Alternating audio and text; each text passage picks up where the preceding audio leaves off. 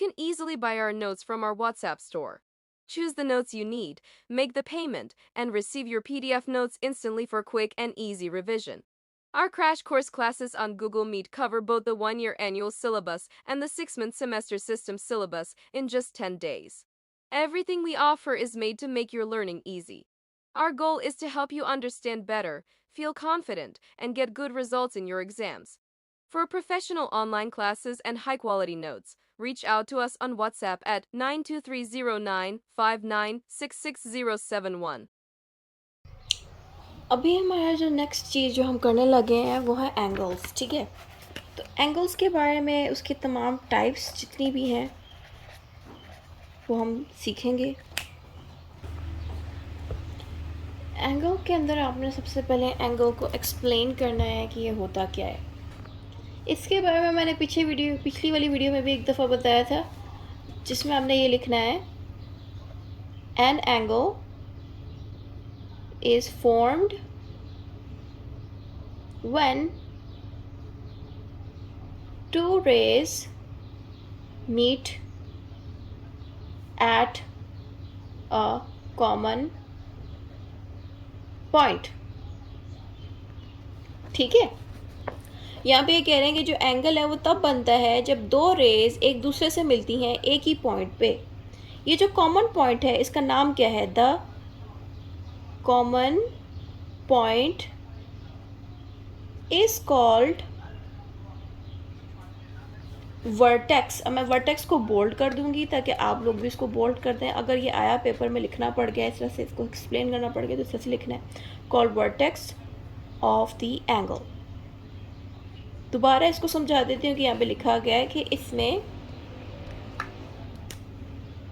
एक एंगल यूँ जा रहा है इस डायरेक्शन में ऊपर की तरफ, दूसरा एंगल इस तरह से इस तरफ जा रहा है, ठीक है।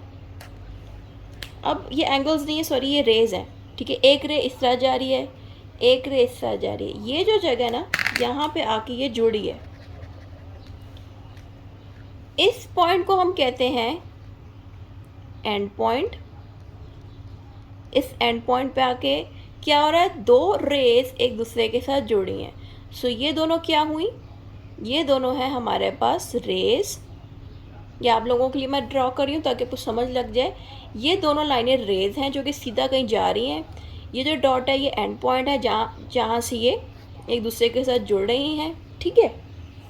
इसका नेम वर्टेक्स होता है, ठीक है। इस चीज़ को वर्टेक्स कहते हैं जिसका अंदर से रेस जुड़ के एक दूसरे के साथ जुड़ती हैं, ठीक है। यानी कि अगर वहाँ से अगर इधर आ रही है, इसको एक और लाइन एक और तरह भी बना देती हूँ कि अगर इस तरह से रेस इस तरफ जा रही है, इस तरह, ठीक है, एक और है वो इस तरह आ रही है, इस तरफ जा रही है। ये दोनों कहाँ पे आके मिल रही हैं एक दूसरे के साथ? एक एंड पॉइंट में मिल रही है, यानी कि वर्टेक्स में मिल रही है, ठीक है। चाहे वो एंगल इस तरह से बना हो, चाहे वो एंगल इस तरह से आ रहा हो, दोनों जो रेस हैं अगर एक जगह पे एक एंड पॉइंट पे मीट कर रही हैं, इससे एक एंगल बनता है, ठीक है। तो इसको हम वर्टेक्स कहते हैं। सही है, दोबारा से मैंने सेम चीज़ 2 दफ़ा दोहरा के समझा दी।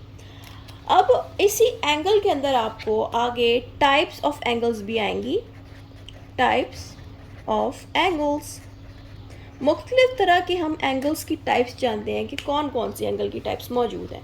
नंबर 1 पे हमारे पास आती है एक्यूट एंगल। एक्यूट एंगल कौन सी होती है? इसके साथ हमने लिखना है, an angle less than 90 degree is called acute angle. जो एंगल 90 डिग्री से कम होगा, लेस होगा, उसको एक्यूट एंगल कहते हैं। सही है। एक्यूट एंगल मैं आपको बना के दिखाती हूँ। ये एंगल यहाँ से देखें इस तरह है,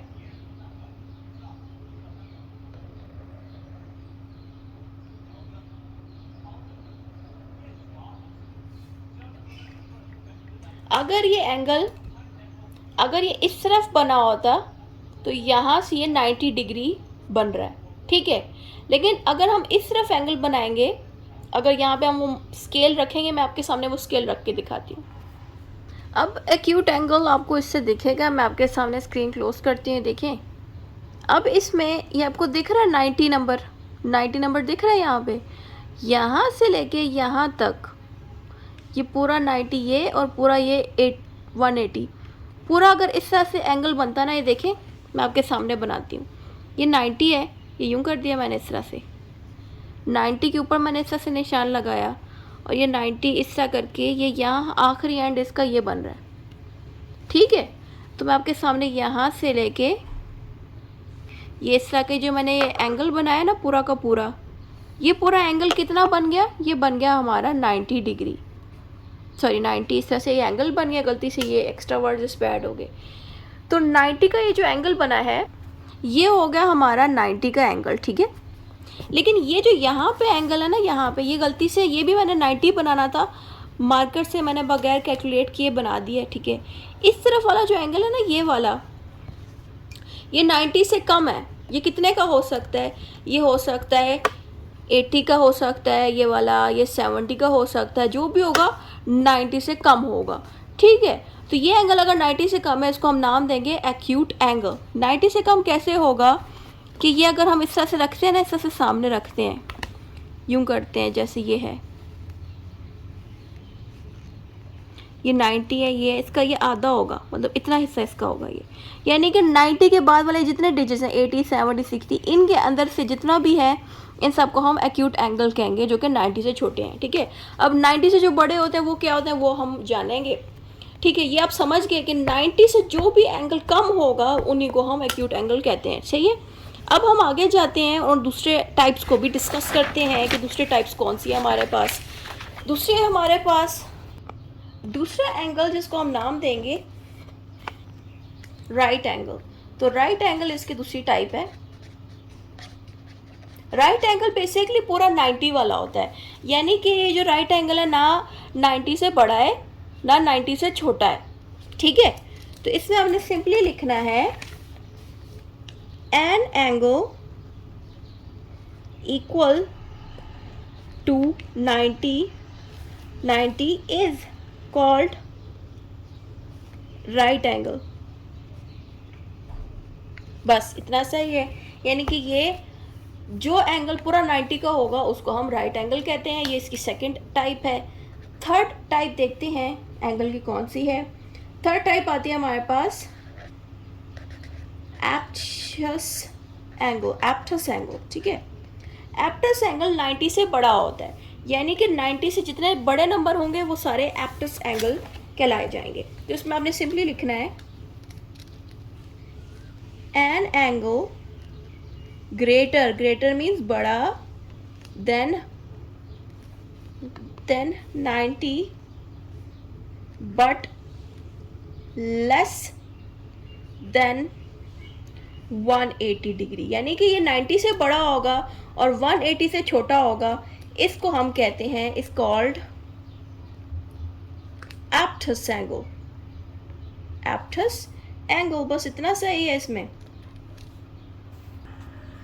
उसके अलावा जो चौथी टाइप है हमारे पास वो है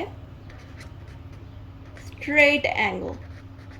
ये जो स्ट्रेट एंगल होता है बेसिकली ये पूरा का पूरा 180 वाला होता है। अब इसको मैंने स्ट्रेट एंगल क्यों कहा मैं आपको बताती हूँ। इसको हम स्ट्रेट एंगल क्यों कहते हैं, यहाँ पे आप ये देखें, इसको ये आपको यहाँ पे दिख रहा है, इसके ये एक पूरी लाइन यहाँ से स्टार्ट हो रही है 180, ये ज़ीरो यहाँ से स्टार्ट हो रही है, करते करते सीधा ये लाइन जा रही है 180 तक। ये देखें ये 180 यहाँ पे दिख रहा है। तो ये देखिए पूरी एक स्ट्रेट लाइन है ना, इसलिए ये जो एंगल जो पूरा का पूरा 180 के अंदर आता है उसका नाम है स्ट्रेट एंगल। तो इस पे आप इस तरह से लिखेंगे an angle equal to 180 is called straight angle.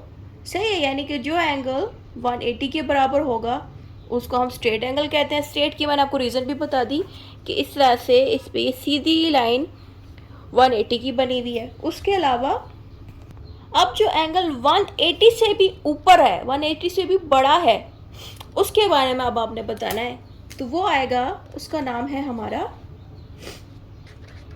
Reflex angle, सही है। ये एंगल बेसिकली 180 से बड़ा होता है, लेकिन 360 से छोटा होना चाहिए, ठीक है। इधर आप लिखेंगे an angle greater than 180 but less than 360 is called reflex angle. बस इतनी सी इसमें बातें हैं। अब इसके अलावा हमारा अगला एंगल, ये जब आपने जान लिया, नेक्स्ट चीज़ जो है हमारी वो है types of triangle. Types of triangles, इस तरह की हेडिंग भी दे सकते हैं या इसकी जगह दूसरी हेडिंग आप दे सकते हैं। Types of sides in angles, के एंगल्स के अंदर साइड्स के बारे में आप बताएं। इनमें से जो टाइप्स ऑफ ट्रायंगल की भी हेडिंग दे सकते हैं, types of sides of angles की भी हेडिंग दे सकते हैं। इसमें मैं आपको दिखाऊंगी क्या बताया जा रहा है। अब यहाँ पे हमारे पास इस तरह से पूरा का पूरा एक ट्रायंगल है जो कि सारी साइड से इक्वल है। ये सारी साइड से ये ट्रायंगल इक्वल है। इसके ऑल साइड्स, यानी कि इसके अंदर जितने भी ये साइड्स हैं वो सारे के सारे 60 के अंदर है, यानी कि इन सब के एंगल्स 60 हैं, और इनकी साइड्स लाइंस जितनी लेंथ है ना वो भी बराबर है, और एंगल अंदर का भी सेम 60 पे है। तो इस तरह के टाइप के एंगल्स को और साइड्स को हम कहते हैं, इनको कहते हैं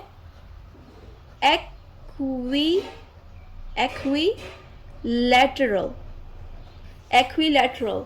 तो यहाँ पे एक्विलैटरल के बारे में आपने लिखना है नंबर 1 करके।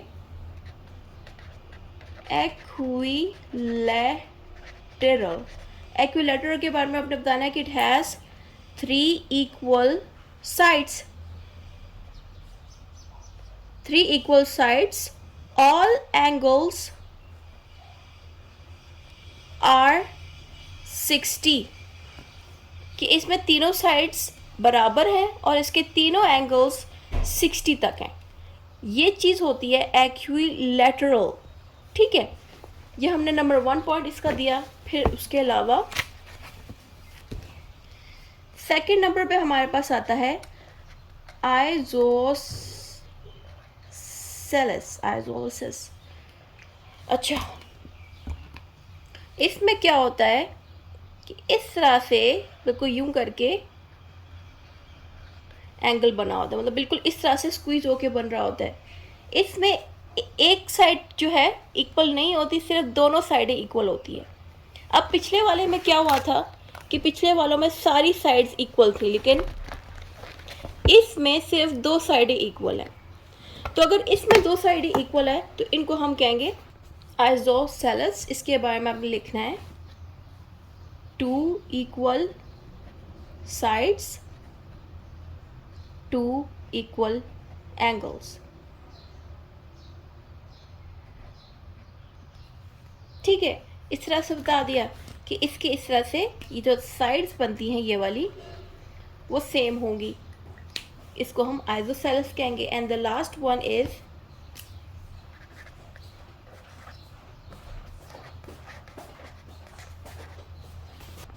Scalene triangle. ये स्केलिन के बारे में आपने बताना है कि स्केलिन क्या होता है। स्केलिन में आपने सिंपली लिखना है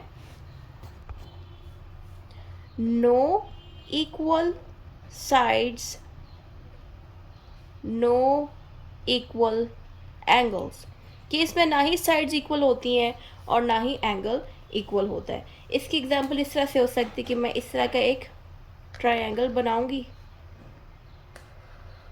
इसकी ये साइड इससे मैच नहीं करेगी, इसकी साइड इससे मैच नहीं करेगी, यानी कि तीनों साइडें मैच नहीं करेंगी और एंगल भी एक दूसरे से डिफरेंट होगा। तो ये सारी एंगल्स की डिटेल थी।